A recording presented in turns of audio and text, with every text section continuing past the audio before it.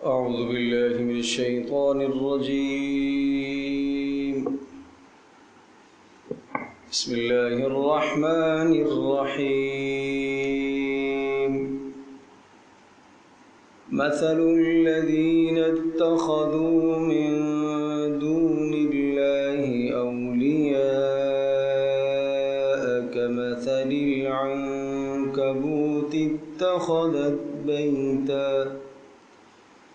وَإِنَّ أَوْهَنَ الْبُيُوتِ لَبَيْتُ الْعَنكَبُوتِ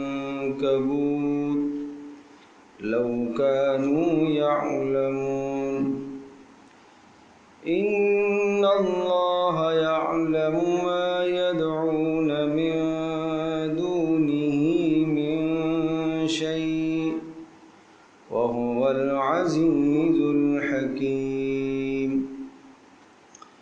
وَتِلْكَ الْأَمْثَالُ نَضْرِبُهَا لِلنَّاسِ وَمَا يَعْقِلُهَا إِلَّا الْعَالِمُونَ.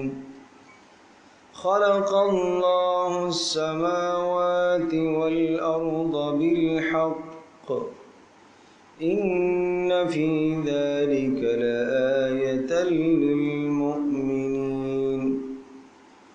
اتل ما أوحي إليك من الكتاب وأقم الصلاة إن الصلاة تنهى عن الفحشاء والمنكر ولذكر الله أكبر والله يعلم ما تصنعون. مثل الذين اتخذوا من دون الله أولياء كمثل العنكبوت اتخذت بيتا. یہ سورۃ العنکبوت ہے. اسی لفظ کی مناسبت سے سورت کا نام سورۃ العنکبوت ہے، اور عنکبوت مکڑی کو کہا جاتا ہے، اور یہاں پر مکڑی کے جالے کی مثال دی گئی ہے، یعنی شرک ایسا ہے جیسا کہ مکڑی کا جالا. مکڑی کا جالا جس طرح سے انتہائی کمزور ہوتا ہے، اگر ذرہ سا ہوا کا جھونکا آتا ہے تو وہ گر جاتا ہے، ٹوٹ جاتا ہے، ذرہ ذرہ ہو جاتا ہے. بالکل اسی طرح سے جو لوگ اللہ کو چھوڑ کر دوسروں کو معبود بنائے ہوئے ہیں، کسی اور پر اعتماد اور بھروسہ کیے بیٹھے ہیں، ان کے دین، عقیدے، نظریے کی مثال ایسی ہی ہے جیسا کہ مکڑی کا جالا، جیسے کہ اس پر کوئی اعتماد نہیں کیا جا سکتا. بالکل اسی طرح سے جو اللہ کے سوا اوروں کو معبود مانتے ہیں، حاجت روا مشکل کشا مانتے ہیں، ان پر بھی کسی قسم کا اعتبار اور بھروسہ نہیں کیا جا سکتا. جیسے ادھر ہوا آتی ہے، مکڑی کا جالا گر جاتا ہے، ٹوٹ جاتا ہے، ایسے ہی اگر یہاں جن کا اعتماد اور بھروسہ اللہ کے علاوہ کسی اور پر ہے، اگر مصائب اور پریشانیوں کی کوئی آندھی چلے گی تو وہ سب کے سب اعتمادات ان کے ٹوٹ جائیں گے. ہاں، جن لوگوں کا ایمان اور اعتقاد اللہ پر ہے تو پھر وہ ہر قسم کی تکلیف برداشت کریں گے دو وجہوں سے. نمبر یہ، وہ کہیں گے کہ یہ تکلیف ہمیں جو پہنچی ہے یہ اللہ کی جانب سے آئی ہے. اللہ پر ان کو یقین اور اعتبار اور بھروسہ ہے، وہ سمجھیں گے کہ اللہ تبارک تعالیٰ وہ ہمارا خیر خواہ ہے، اس نے ہمیں یہ تکلیف اس کی طرف سے آئی ہے. اور نمبر دو، یہ تکلیف ہمارے لیے درجات کی بلندی کا ذریعہ ہے یا ہمارے گناہوں کا کفارہ ہے، اور اس تکلیف کے بدلے میں ہمیں آخرت میں اجر ملے گا. اس تکلیف کو برداشت وہی کر سکے گا کہ جس کا آخرت پر یقین ہے. اس لیے کہ سورۃ العنکبوت کا جو موضوع تھا وہ کیا تھا کہ اس دنیا میں، اس جہان میں مصائب آئیں گے، پریشانیاں آئیں گی، لہذا جس شخص کا اعتماد اور بھروسہ اللہ پر جتنا مضبوط اور مستحکم ہوگا وہ ہر قسم کی تکلیف برداشت کر لے گا، اور جس کا اعتماد اور بھروسہ اللہ پر نہیں ہوگا اس کی مثال بس مکڑی کے جالے کسی ہے.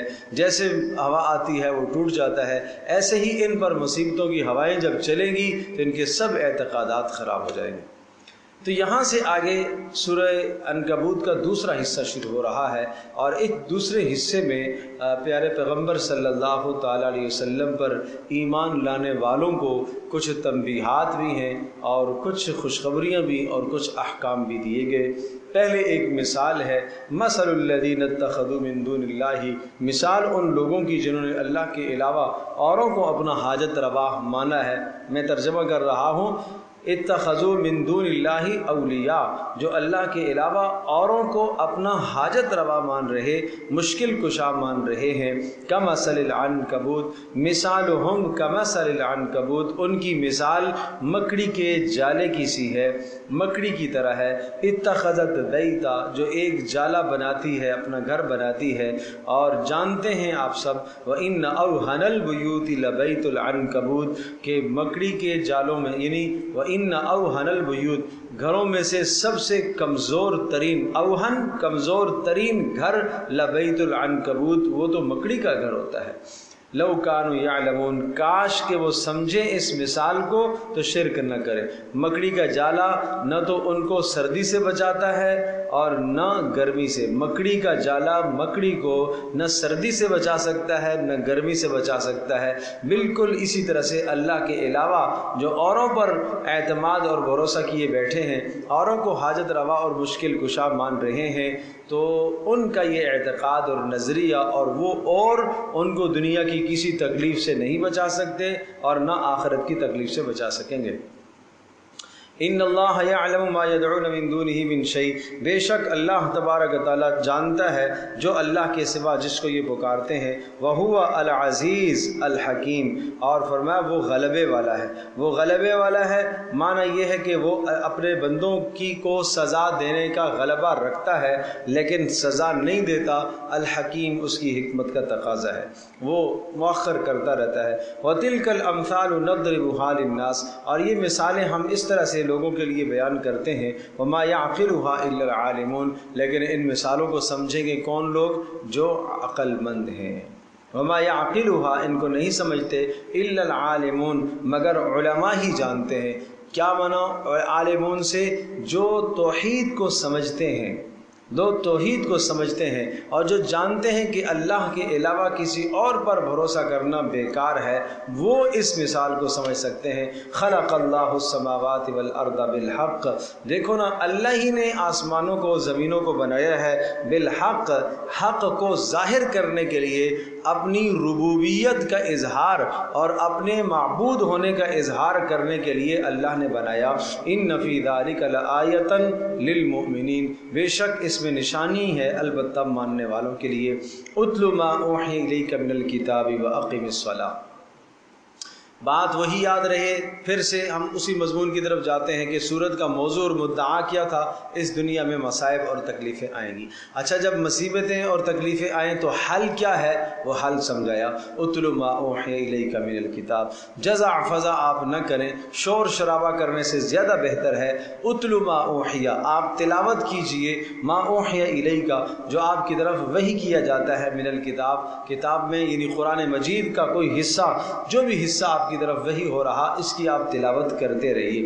پیارے پیغمبر صلی اللہ علیہ وسلم کو خطاب ہے، لیکن مراد اس سے پوری امت مسلمہ ہے کہ سب کے سب وحی کی تلاوت کریں، یعنی قرآن مجید کی۔ وَأَقِمِ الصَّلَاةَ، اور نماز قائم کیجئے۔ اس لیے ان الصلاۃ تنہا عن الفحشاء والمنکر، بے شک نماز ہی وہ بڑی طاقت ہے کہ جو انسان کو روکتی ہے عن الفحشاء، بے حیائیوں سے، والمنکر، اور گناہوں سے۔ نماز کے اندر اللہ پاک نے یہ تاثیر رکھی ہے، یہ اصلاح نفس کا ایک بہت بڑا اصول سمجھایا، اصلاح نفس کا ایک بہت سنہری اصول سمجھایا، تلاوت اور نماز، تلاوت اور نماز۔ بھائی مشکلات تو ہر انسان پر اس جہان میں آتی ہیں، لہٰذا جب مشکلات ہوں تو اپنے اندر جو غم کی کیفیت ہے، اس غم کی کیفیت کو دور کرنے کے لیے تلاوت کیجئے اور نماز پڑھیے۔ لیکن نماز بھی ایسی نماز ہو، ان الصلاۃ، وہ نماز ہونی چاہیے کہ جو فرائض، واجبات، سنتیں، مستحبات تمام آداب کی رعایت کے ساتھ نماز اگر پڑھی جائے تو اس نماز کے اندر یہ طاقت ہے کہ یہ روکتی ہے فحشاء بے حیائی سے، والمنکر خلاف شرع کام سے، ہر بے حیائی سے روکتی ہے، شرک سے، کفر سے، نفاق سے، گناہوں سے، نافرمانیوں سے نماز روکتی ہے۔ ایک حکیم، ایک ڈاکٹر ایک دوا تجویز کرتا ہے ایک بیمار کے لیے، اور دوا تجویز کرتے وقت وہ دوا کے خالص ہونے کو بتاتا ہے کہ شرط یہ ہے کہ یہ دوا تمہیں خالص مل جائے۔ پہلی بات یہ ہے کہ دوا خالص ملنی چاہیے۔ نمبر 2، دوسری شرط یہ ہے کہ اس دوا کے ساتھ آپ نے کوئی ایسا کام نہیں کرنا جس سے یہ دوا بے اثر ہو جائے، بے طاقت ہو جائے، مانا بد پرہیزی نہیں کرنی آپ نے۔ بالکل، جب وہ آدمی کو دوا بھی خالص مل جائے اور بد پرہیزی سے بھی بچے تو یقیناً اسے اس دوا کا فائدہ ہوگا۔ بالکل ایسا ہی سمجھیں جیسے وہ دوا انسان کے جسم میں مؤثر ہوتی ہے، اسی طرح سے نماز انسان کے روح میں مؤثر ہوتی ہے۔ دوا انسان کے جسم کو درست کرتی ہے اور نماز انسان کی روح کو درست کرتی ہے۔ جس دوا انسان کے بیمار جسم کی اصلاح کرتی ہے اور درست کرتی ہے، اور یہ نماز انسان کی بیمار روح کی اصلاح کرتی ہے، لیکن 2 شرطوں کے ساتھ۔ پہلی شرط یہ ہے کہ نماز خالص ہو، اور دوسری شرط یہ ہے کہ کوئی ایسا عمل نہ ہو جس کی وجہ سے یہ دوا بے اثر ہو جائے۔ نماز خالص ہونے کا مطلب میں نے بتا دیا، فرائض بھی صحیح ہوں، واجبات بھی صحیح ہوں، سنتیں بھی ہوں، مستحبات بھی ہوں، آداب کی رعایت بھی ہو، اور نماز بھی مکمل پڑھی جائے۔ جو مقدار بتائی گئی ہے نا، اس مقدار کے مطابق دوا بتائی گئی ہے 4 وقت کھانے کے لیے، اور یہ آدمی 1 وقت کھاتا ہے، تو کیسے بات بنے گی بھائی؟ جو مقدار بتائی گئی ہے اس مقدار کے مطابق تو استعمال کرو۔ 5 اوقات نماز فرض ہے 5 وقت میں، اور پھر یہ فرض نماز سے پہلے بعد سنت مؤکدہ، غیر مؤکدہ، نوافل، وہ بھی ساتھ شمار کرو اس کے۔ فجر کی نماز سے قبل 2 سنتیں، ظہر کی نماز سے قبل 4 سنتیں، اور ظہر کی بعد کی 2 سنتیں، عصر سے پہلے 2 یا 4 غیر مؤکدہ، اور پھر مغرب کے بعد 2 مؤکدہ، اور عشاء کے ساتھ 2 مؤکدہ۔ یہ تمام کی تمام سنتیں بھی ادا کریں، اور جب نوافل بھی ادا کریں تو سمجھا جائے گا، کہا جائے گا یہ دوا اس مقدار کے مطابق آپ استعمال کر رہے ہیں جو مقدار بتائی گئی ہے۔ اگر ایک آدمی صرف فرائض پر اکتفا کر رہا ہے تو سمجھ لو کہ دوا میں طاقت نہیں پیدا ہوئی ہے۔ 5 وقت، 5 دوائیاں، 5 گولیاں تو اس نے لے لی ہیں، لیکن جان جو پیدا ہو رہی تھی اس کے اندر، وہ دوا کے اندر جان آتی تھی سنت سے، سنت چھوڑ دی اس نے، یا 1 وقت کی نماز ترک کر دی ہے، چھوڑ دی اس نے، یا نماز کے فرائض اسے نہیں معلوم، نماز کے واجبات نہیں جانتا، سنتیں مستحبات نہیں جانتا، تو اب اس کی نماز چونکہ خالص نہ رہی، لہٰذا دوا خالص نہیں ہوگی تو صحت یابی نہیں ہو سکتی۔ نمبر 2، دوا استعمال کرنے کے بعد بد پرہیزی نہ کرے۔ اگر نماز پڑھنے کے بعد پھر بھی نافرمانیوں کو از خود نہ چھوڑے، نہ چھوڑنا چاہے اور نہ چھوڑے، تو بس کہا جائے گا دوا تو استعمال کر رہا ہے لیکن ساتھ ساتھ زہر بھی کھا رہا ہے، تو کیا اثر ہوگا؟ تو دونوں چیزیں ہونا ضروری ہیں۔ پھر دیکھو اس نماز کا اثر کیا ہے، ان الصلاۃ تنہی عن الفحشاء والمنکر، نماز تو یقیناً انسان کو بے حیائی سے روکتی ہے اور گناہوں سے روکتی ہے۔ یہ نماز کے اندر طاقت ہے۔ وَلَذِكْرُ اللَّهِ اکبر، اور اللہ کا ذکر، اللہ کی یاد ہے ہی بہت بلند چیز، نماز تو اللہ کی یاد ہے۔ وَاللَّهُ يَعْلَمُ مَا تَصْنَعُونَ، اور اللہ پاک خوب جانتا ہے جو اعمال تم کرتے ہو۔ وَلَا تُجَادِلُوا أَهْلَ الْكِتَابِ إِلَّا بِالَّتِي هِيَ أَحْسَنُ، یہاں اہل کتاب، چونکہ صورت اگرچہ مکی ہے لیکن یہ بات ذہن نشین فرمائیں کہ مکہ مکرمہ میں پیارے پیغمبر صلی اللہ تعالیٰ علیہ وسلم کی جب نبوت کا اظہار ہوا تو قرب و جوار میں جو یہودی آباد تھے اور یثرب میں جو یہودی آباد تھے، اسی طرح سے جناب شام کی طرف دائیں بائیں اطلاعات پہنچنے لگی اور وہاں سے بھی یہودیوں کی طرف سے بھی سوال آنے لگے۔ کبھی یہودی مشرکین کو اشارہ کرتے یہ سوال کرو یہ سوال کرو، جیسے پیچھے گزر چکا روح کے متعلق پوچھو، روح کیا ہوتی ہے، ذوالقرنین کون تھے یہ ان سے پوچھو، اچھا یہ پوچھو اصحاب کہف کون تھے، اچھا ان سے یہ پوچھو کہ جناب یہ بنی اسرائیل جو ہے نا وہ شام سے مصر میں کیسے منتقل ہوئے تھے۔ تو اس قسم کے شوشے مشرکین کو ملتے رہتے تھے، کہاں سے؟ یہود کی طرف سے۔ تو جب ایسی بات ہے کہ یہود سے بحث مباحثہ، علم الجدل جس کو قرآن کہتا ہے، علم الجدل جس کو کہا گیا ہے، کیا معنی علم الجدل؟ کہ بحث مباحثہ یہود کے ساتھ، نصارہ کے ساتھ، مشرکین کے ساتھ، منافقوں کے ساتھ، 4 طبقوں کے ساتھ قرآن بحث مباحثہ کرتا ہے۔ اور بحث مباحثہ صرف بحث نہیں کرتا بلکہ یہ تنقید اور حق تنقید بتاتا ہے، تنقید کا طریقہ کار کیا ہونا چاہیے، تنقید کس طرح پر ہونی چاہیے، تنقید کیسے ہونی چاہیے۔ تنقید محض تنقید نہیں ہے، تنقید برائے تنقید نہیں ہے، بلکہ اس کے لیے کوئی اصول اور ضابطے قرآن بتاتا ہے۔ لہٰذا اہل کتاب سے جب تمہیں مجادلہ اور بحث مباحثہ کرنے کی ضرورت پڑے، یعنی اہل کتاب یہود یا نصارہ جو کفر کیے بیٹھے ہیں، جو شرک کیے بیٹھے ہیں، جب اس شرک اور کفر پر تمہیں رد کرنا ہے تو رد احسن طریقے سے کرنا ہے، مدلل دلائل کے ساتھ رد کرنا ہے، دلائل کے ساتھ رد کرنا ہے، یوں نہیں میں نہیں مانتا، دلائل کے ساتھ آپ سمجھائیں گے۔ حضرت عزیر علیہ السلام کو اللہ کا بیٹا وہ قرار دیتے ہیں، آپ دلائل سے سمجھائیں انہیں۔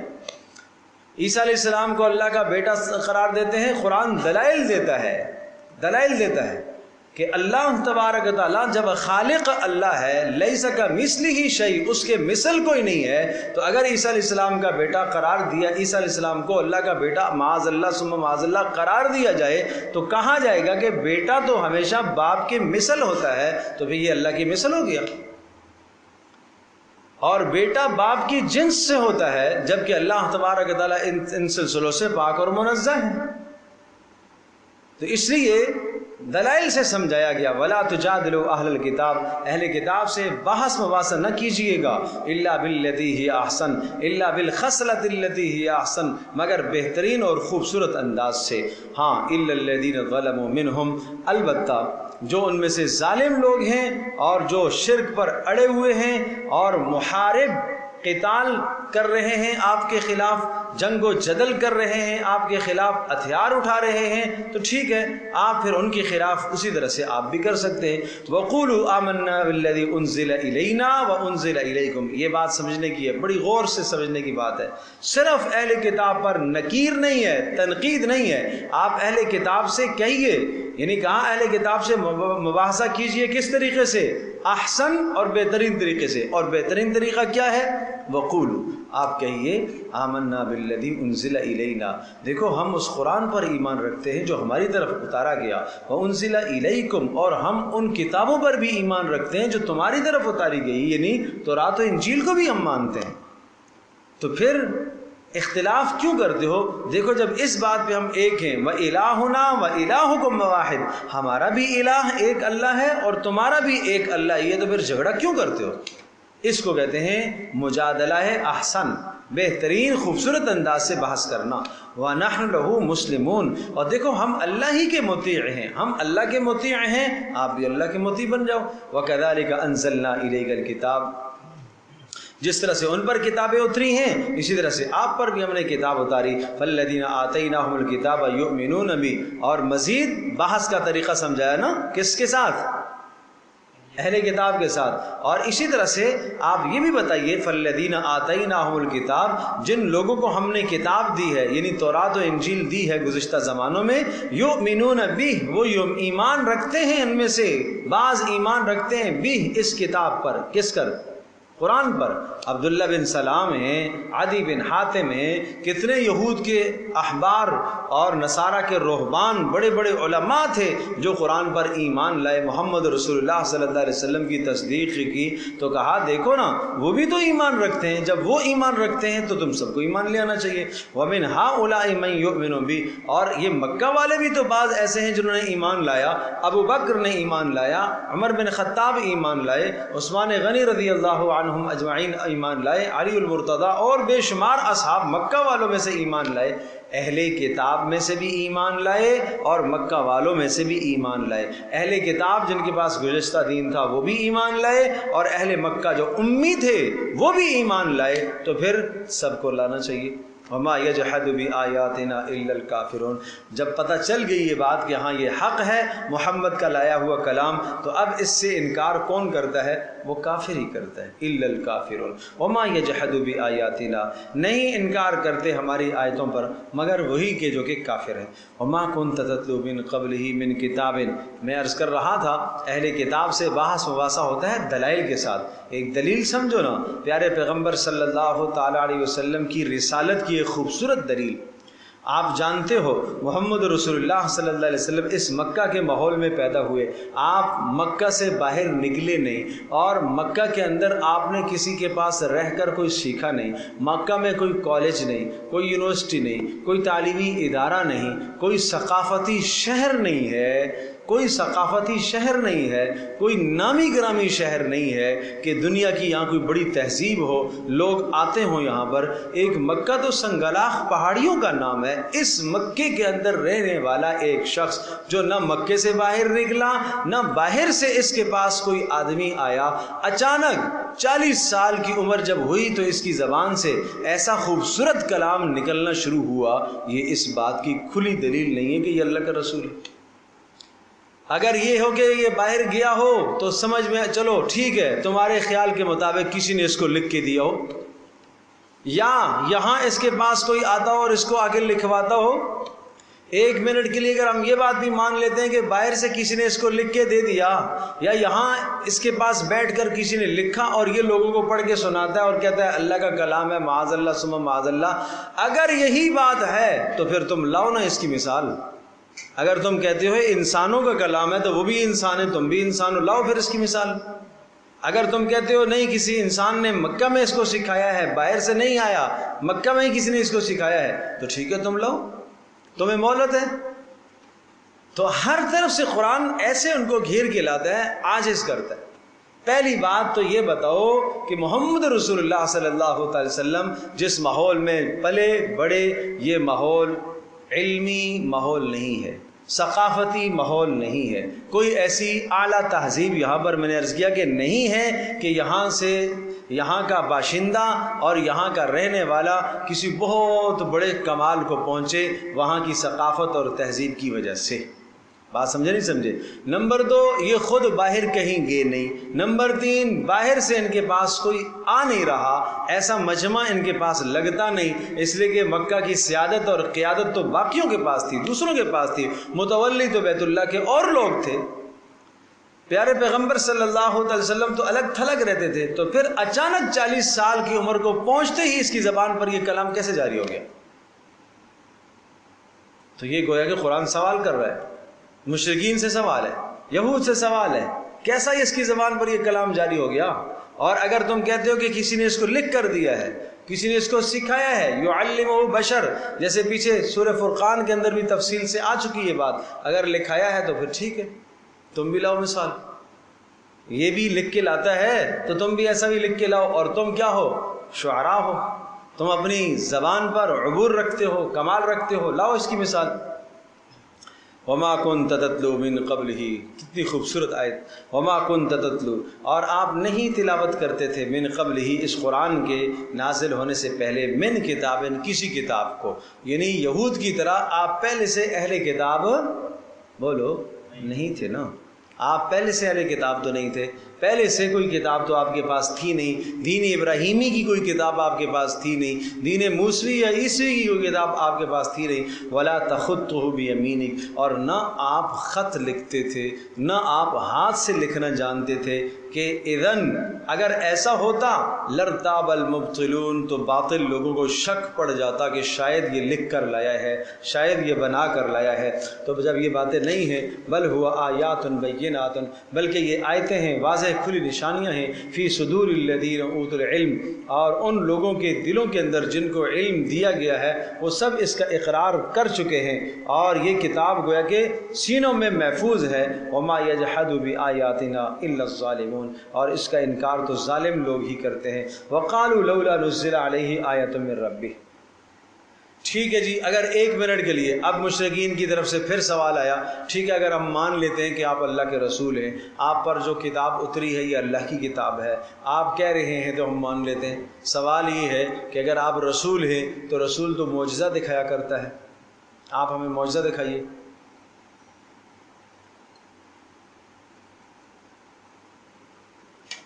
بات سمجھے بھائی؟ کیا کیجئے؟ معجزہ دکھائیے۔ اور وہ معجزہ اس کی تفصیل سورہ بنی اسرائیل میں آ چکی ہے۔ وَقَالُوا لَن نُؤْمِنَ لَكَ حَتَّى تَفْجُرَ لَنَا مِنَ الْأَرْضِ يَنبُوعًا، نہیں ایمان لائیں گے جب تک آپ اس زمین کو پھاڑ کر یہاں سے چشمے نہیں نکالیں گے۔ یا یہ کہ او تکون لک بیت من زخرف، سونے کا آپ کا گھر ہونا چاہیے، ہمیں دکھے اور ہمیں دکھے، او ترقی فی السماء، آپ آسمان کی طرف چڑھیں۔ وَلَن نُؤْمِنَ لِرُقِيِّكَ، صرف آپ کے چڑھنے پر ہم ایمان نہیں لائیں گے، حَتَّى تُنَزِّلَ عَلَيْنَا كِتَابًا نَقْرَأُ، ہماری مجلس میں ہمیں دیکھتے دیکھتے آپ اوپر چڑھیں، اللہ کے پاس جائیں، ہمیں اللہ بھی نظر آ رہا ہو، آپ بھی نظر آ رہے ہوں، اللہ آپ کو کتاب دے رہا ہو اور اس کتاب پر لکھا ہوا ہو یہ کتاب اللہ کی جانب سے، ابو جہل کے نام، یہ فلاں کے نام، یہ فلاں کے نام، یہ فلاں کے نام، یہ اس طرح سے اگر آپ کتاب لے کے آتے ہیں تو ہم مانتے ہیں۔ سمجھو بھائی؟ آج بھی ہم لوگ بھی کوئی اسی قسم کی باتیں کبھی کرنے لگ جاتے ہیں، دین مانتے ہیں، اس قسم کی بات اگر آپ کہیں گے تو ہم مانیں گے، اور یہ جو بات ہے نا یہ ہمیں نہیں مانیں گے۔ قل، کہہ دیجئے، حل سبحان ربی حل کنت الا بشر رسولا، میرے رب پاک ہے کس چیز سے؟ شرک سے۔ یہ جو تم باتیں مجھ سے کہتے ہو نا یہ میرے اختیار نہیں ہیں، یہ اختیار کس کے ہیں؟ یہ رب کے ہیں۔ اگر میرے اختیار ہو جائیں تو پھر کیا ہو جائے گا؟ شرک ہو جائے گا۔ یہ دو اختیارات ہو جائیں گے، اور اختیار صرف اللہ کے پاس ہے۔ زمین سے چشمے پھاڑ کر نکالنا یہ میرا اختیار نہیں ہے۔ حل کنت الا بشرا، میں انسان ہوں نا، یہ انسان کا کام نہیں ہے، یہ کس کا کام ہے؟ یہ تو رب کا کام ہے۔ اس پہاڑ کو سونا بنا دینا رب کا کام ہے، یہ میرا کام نہیں ہے۔ تو تم مجھ سے ایسے مطالبات کیوں کرتے ہو جو رب کے کام ہے؟ وہ کام تم مجھ سے کیوں کہتے ہو؟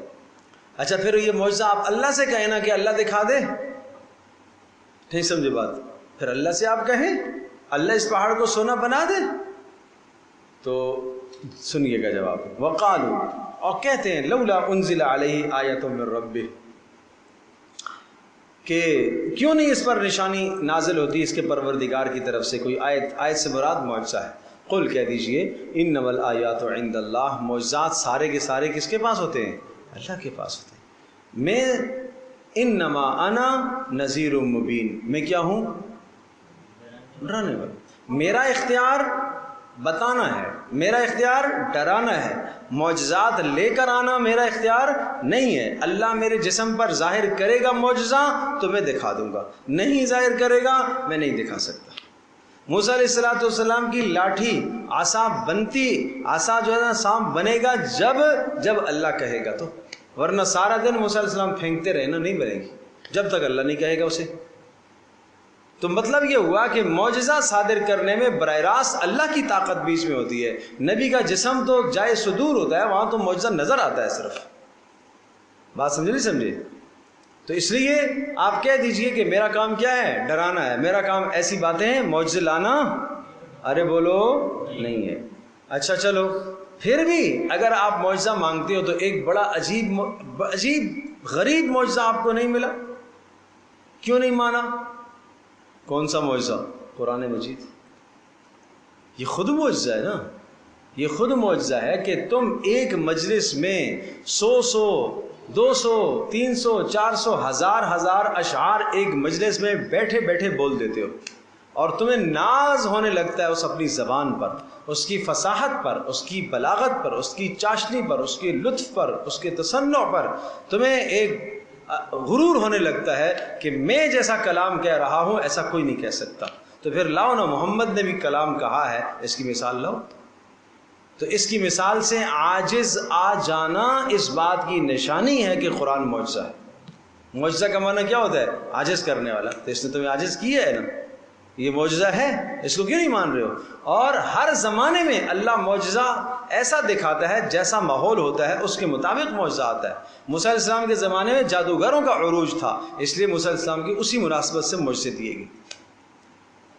جادوگر لاٹھیاں لے آئے اور رسیاں لے آئے اور رسیاں ڈال دی تو وہ کیا بن گئے؟ سانپ بن گئے۔ موسیٰ علیہ السلام نے بھی اپنی لاٹھی ڈالی، وہ سانپ بنا اور بن کے سب کو نکل گیا۔ سمجھے بھائی؟ عیسیٰ علیہ السلام کے زمانے میں طب کا عروج تھا، اور اس طب کے عروج کی وجہ سے ایسے ہی معجزات دیے گئے۔ بڑے بڑے دانا اور حکیم اور عقل مند دعویٰ کیا کرتے تھے کہ میرے پاس فلاں مرض کی ایسی دوا ہے۔ اچھا بھائی، کوئی ایسا حکیم ہے جو مادر زاد اندھے کو بینا کر دے؟ نہیں ہے۔ عیسیٰ علیہ السلام نے دعویٰ کیا، ہاں مجھے اللہ نے یہ طاقت دے رکھی ہے، کوئی نابینا لے آؤ، اس کی آنکھ پر ہاتھ پھیرتے تھے وہ بینا ہو جاتا تھا۔ تو اسی طرح کا معجزہ آیا جیسا ماحول ہوتا تھا۔ اور اس زمانے میں پیارے پیغمبر صلی اللہ علیہ وسلم جب مبعوث ہوئے، یہاں کیا ماحول تھا؟ یہاں سحر جادو نہیں ہے، یہاں طب کا عروج نہیں ہے، یہاں زبان کا عروج ہے۔ نہیں سمجھے بات؟ یا زبان کی فصاحت اور بلاغت ہے، زبان کا عروج تھا۔ ہیں جی، امرؤ القیس کا شعر، وہ بیت اللہ کے ساتھ لٹکے ہوئے 7 قصیدے لٹکے ہوئے، چیلنج تھا پورے عرب کو، اس کی مثال لاؤ۔ جس آدمی نے محنت کر کے، دن رات کی محنت کر کے چند جملے بولے ہوتے، قطع کہے ہوتے، بیت اللہ کے ساتھ لٹکاتا، لاؤ بھائی اس کی مثال۔ اگلے دن مثال لگی ہوتی، اسی قافیے میں، اسی وزن پر، اسی طرح سے اس کا جواب لکھا ہوا ہوتا۔ وہ کہتا واقعی یہ جواب دینے والا، اس کا جواب میرے شعر سے زیادہ طاقتور اور وزنی ہے۔ وہ اپنی بات کو اتار دیتا، پھر اس کا جواب ایک تیسرا لے آتا۔ انا اعطیناک الکوثر نازل ہوئی، آپ علیہ السلام نے حکم دیا، عمر لکھو اس کو اور جا کے بیت اللہ کے ساتھ لگاؤ۔ کوئی نہیں اس کی مثال لانے کے لیے آیا، کوئی نہیں آ سکا، سب کے سب عاجز آگے کہ نہیں بھائی یہ کوئی انسانی کلام نہیں ہے۔ میں سمجھتا ہوں کہ یہ بات ہمیں سمجھنے کے لیے ذرا مشکل اور دقت پیش آتی ہے، اس لیے کہ عربی ہماری زبان نہیں، عربی ہماری زبان نہیں، ٹھیک ہے؟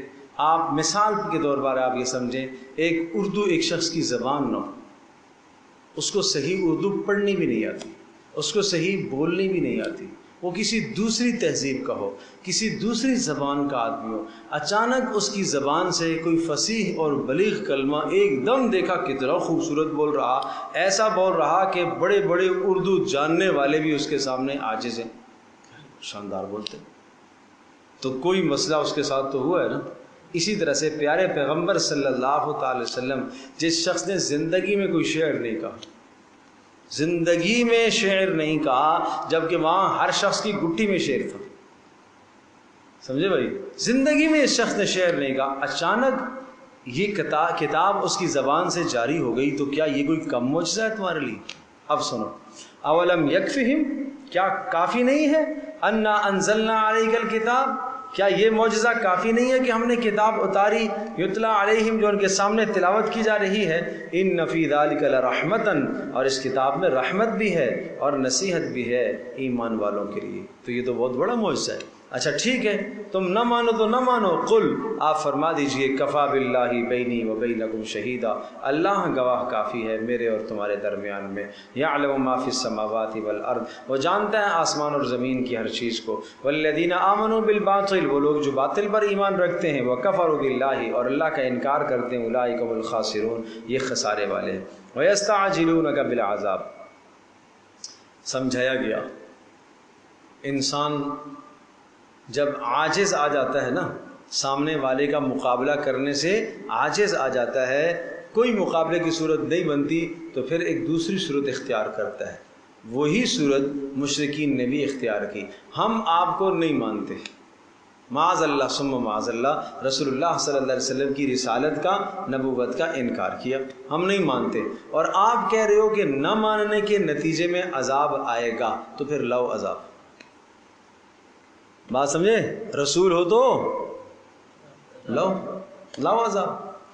اس پر فرمایا وَيَسْتَعْجِلُونَكَ بِالْعَذَابِ، یہ عذاب جلدی طلب کرتے ہیں آپ سے، وَلَوْلَا أَجَلٌ مُّسَمًّى، دیکھو عذاب کا ایک وقت مقرر ہے، عذاب کا ایک وقت مقرر ہے۔ اگر وہ مقرر وقت نہ ہوتا تو عذاب آ چکا ہوتا۔ شاید آپ کو یاد ہوگا، بڑی تفصیل سے میں نے اس پر بحث کی تھی کہ عذاب کا وقت مقرر ہے۔ اس طرف سے یوں سمجھ لیجئے کہ پیغمبر کی محنت آ رہی ہے، حجت تام ہو رہی ہے، اور وہ حجت تام ہوتے ہوتے ہوتے ہوتے ہوتے اس جگہ پر پہنچے گی، اور ادھر سے مخالفت آ رہی ہے مشرکین کی۔ اگر یہاں ایمان لے آئے بچ جائیں گے، ادھر لے آئے بچ جائیں گے، ادھر لے آئے بچ جائیں گے۔ یہاں جب حجت بھی پوری ہو گئی، انتہا ہو گئی، سمجھانے کی بھی انتہا ہو گئی، اور ادھر سے بھی مخالفت کی بھی جب انتہا ہو گئی، تو بس یہ اب ٹکرائیں گی تو پھر عذاب آئے گا۔ بس وہ ٹکرانے کا وقت قریب ہے، اس کا انتظار کرو۔ اگر اس سے پہلے پہلے مان گئے تو بچ جائیں گے، اور نہیں مانے تو جب حجت پوری ہو گئی تو پھر عذاب آئے گا۔ البتہ عذاب کی شکلیں یہاں وہ نہیں ہیں جو گزشتہ امتوں میں تھیں۔ یہاں عذاب کی شکل ہے کہ مسلمانوں کے ہاتھوں مارے جائیں گے۔ چنانچہ آگے بدر میں ہوا، مسلمانوں کے ہاتھوں مارے گئے اور مکہ کی ساری قیادت تباہ ہو گئی۔ یہ ہے عذاب کی شکل۔ فرمایا کہ وَيَسْتَعْجِلُونَكَ بِالْعَذَابِ، آپ سے عذاب جلدی طلب کرتے ہیں، وَلَوْلَا أَجَلٌ مُّسَمًّى، اور اگر ایک وقت مقرر نہ ہوتا، لَجَاءَهُمُ الْعَذَابُ، عذاب آ چکا ہوتا، وَلَيَأْتِيَنَّهُمْ بَغْتَةً، تو اچانک آئے گا، وَهُمْ لَا يَشْعُرُونَ، ان کو شعور بھی نہیں ہوگا۔ يَسْتَعْجِلُونَكَ بِالْعَذَابِ، اور پھر سنیے آپ سے یہ عذاب مانگتے ہیں۔ وہ پہلے والا جو عذاب ہے وہ دنیا کا، کہ اچانک عذاب آئے گا بدر میں جیسے آیا، اور اگلا جو عذاب ہے یہ اخروی ہے۔ وَيَسْتَعْجِلُونَكَ بِالْعَذَابِ، پھر آپ بتائیے ان کو کہ عذاب طلب کرتے ہیں جلدی آپ سے، وَإِنَّ جَهَنَّمَ لَمُحِيطَةٌ بِالْكَافِرِينَ، اور جہنم خود احاطہ کیے ہوئے ہے کافروں کا۔ یوم یغشاہم العذاب، وہ دن آنے والا ہے جس دن جہنم کا عذاب ان کو گھیرے گا، من فوقہم، اوپر سے، ومن تحت ارجلہم، اور زمین کے نیچے سے، وَيَقُول، اور کہا جائے گا، اوپر سے اور نیچے سے، مطلب اوپر بھی آگ نیچے بھی آگ، اور کہا جائے گا ذوقوا ما کنتم تعملون، ہاں چکھو بھگتو ان عذاب کا صلہ اور ان اعمال کا صلہ جو تم دنیا میں کرتے تھے۔ سمجھ میں آ گئی بات بھائی؟ اب اہل ایمان کو ایک حکم دیا گیا۔ سورت کا مدعا کیا تھا؟ ایمان والوں پر مصائب آئیں گے۔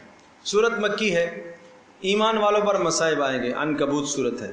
یا عبادی، اللہ نے بڑا خوبصورت خطاب فرمایا اپنے ایمان لانے والوں کو، ماننے والوں کو۔ عام طور پر مدنی صورتوں میں خطاب یا ایھا الذین آمنو آتا ہے، اے وہ لوگوں جو ایمان لائے۔ مکی صورتوں میں خطاب آئے تو اللہ پاک مکی صورتوں میں زیادہ تر نبی کو خطاب کر کے نبی کو کہتا ہے کہ اپنی امت سے یہ کہو۔ مدنی صورتوں کے اندر براہ راست اللہ پاک نے امت کو خطاب فرمایا، لیکن یہاں پر صورت مکی ہے، اس میں اللہ نے امت کو خطاب کیا ہے، لیکن یا ایھا الذین آمنو سے نہیں ہے، ایک دوسرے انداز سے خطاب ہے۔ یا عبادی، اے میرے بندو، نہیں سمجھے؟ بندے تو سارے ہی اللہ کے ہیں، کافر بھی اللہ کے بندے ہیں، وہ بھی اللہ کے پیدا کیے ہوئے ہیں، یہود و نصارہ بھی اللہ کے پیدا کیے ہوئے ہیں، لیکن یہاں اللہ نے خاص نسبت اپنی طرف فرمائی، یا عبادی الذین آمنو، اے میرے وہ بندو جو ایمان لائے ہو۔ نہیں سمجھے؟ جو مجھے رب مانتے ہو، جو مجھے اللہ اور اپنا معبود اور حاجت روا اور مشکل کشا مانتے ہو۔ اگر مکہ کی سرزمین میں رہ کر مصائب، پریشانیاں اور حالات کا سامنا ہے، مشکل ہو رہی ہے نا، تو پھر کیا کرو؟ ان ارضی واسعہ، میری زمین کشادہ ہے، جاؤ کہیں اور چلے جاؤ۔ نہیں سمجھے؟ یہ اشارہ ہے ہجرت کی طرف۔ ان ارضی واسعہ، میری زمین کشادہ ہے، فَإِيَّايَ فَاعْبُدُونَ، بندگی تم نے کس کی کرنی ہے؟ صرف میری ہی کرنی ہے۔ کہیں بھی چلے جاؤ، اگر یہاں حالات سازگار نہیں ہیں، تمہیں توحید پر قائم نہیں رہنے دیا جا رہا ہے، تو پھر ہجرت کر جاؤ، لیکن یہ نہیں کہ یہاں رہو اور شرک میں مبتلا ہو جاؤ، یہ تمہارے لیے روا نہیں ہے، اور چلے جاؤ۔ تو یہ آیت نازل ہونے کے بعد ہجرت ہونا شروع ہو گئی تھی حبشہ کی طرف، کہ اللہ پاک کہہ رہا ہے چلو کہیں اور چلے جاؤ۔ اللہ اکبر۔ تو 82 افراد پر مشتمل ایک جماعت پیارے پیغمبر صلی اللہ تعالیٰ علیہ وسلم کے جان نثاروں کی حبشہ پہنچ گئی۔ بھائی یہاں حالات و شدائد اور مصائب اس قدر ہو گئے، خاص طور پر وہ لوگ جو کمزور تھے، پیچھے جن کا کوئی طاقتور قبیلہ نہیں تھا اور بہت زیادہ جن کو حمایت حاصل نہیں تھی خاندان کی، تو وہ لوگ ہجرت کر کے چلے گئے۔ یہ ہجرت کی طرف اشارہ ہوا۔ اچھا، ہجرت کرنے میں رکاوٹیں دو سامنے آتی تھی۔ کیا ہوتا تھا؟ دو رکاوٹیں سامنے آتی تھی. ہجرت کر کے جائیں گے تو پہلی بات تو یہ ہے کہ وہاں جو ہے ہجرت کر کے جائیں گے, قرابت داروں کو چھوڑنا تو بڑا مشکل ہے, اپنے گھر کو چھوڑنا بھی تو بڑا مشکل ہے, اپنی جائیداد کو چھوڑنا بھی تو بڑا مشکل ہے. ایک رکاوٹ تو یہ آتی تھی کہ اپنے گھر کو کیسے چھوڑیں گے, اقربا کو کیسے چھوڑیں گے, ہیں جی باپ مسلمان ہو گیا بیٹا نہیں ہوا, پھر بھی بہرحال بیٹا تو ہے نا, کیسے چھوڑ کے جائیں گے. تو کہا کل نفس ذائقۃ الموت, ہر ایک نے موت کا ذائقہ چکھنا ہے, موت پر بھی تو چھوڑنا پڑے گا.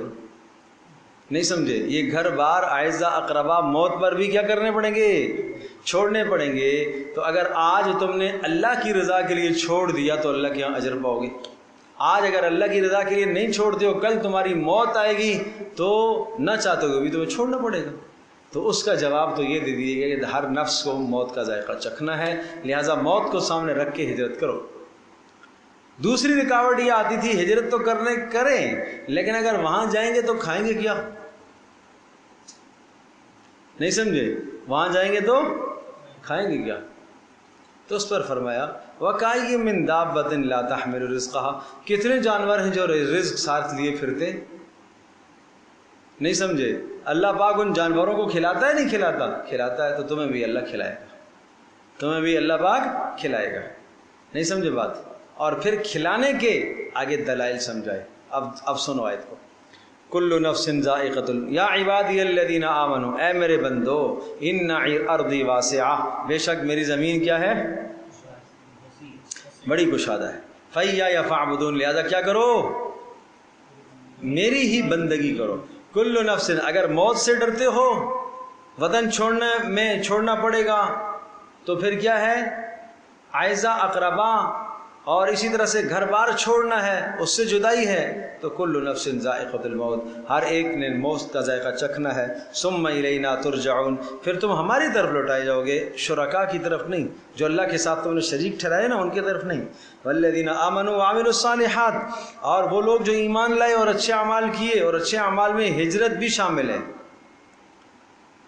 نہیں سمجھے, اچھے اعمال میں کیا شامل ہے, ہجرت بھی. تو ان کو کیا ملے گا, لَنُبَوِّئَنَّهُم مِّنَ الْجَنَّةِ, اس دنیا کے بدلے میں اللہ ان کو جنت کا وطن عطا کرے گا. لَنُبَوِّئَنَّهُم مِّنَ الْجَنَّةِ, ہم ان کو ٹھکانہ دیں گے جنت کا. غُرَفًا, بالا خانے, تجری من تحت الانہار, جن کے سامنے سے نہریں بہ رہی ہوں گی. نعم اجر العاملین, کتنا خوبصورت اجر ہوگا کام کرنے والوں کا. الذین صبروا, جو نے صبر کیا, اور وعلی ربہم یتوکلون, اور بھروسہ کس پر کیا, اپنے رب پر. اور دوسری کیا رکاوٹ آتی تھی, ہجرت کرنے کو جی تو چاہتا ہے لیکن کیا کریں گے, کھائیں گے کہاں سے. وَكَأَيٍّ مِّن دَابَّةٍ, بتاؤ کتنے چوپائے ایسے ہیں لا تحمل رزقها, جو اپنے ساتھ رزق اٹھائے نہیں پھرتے.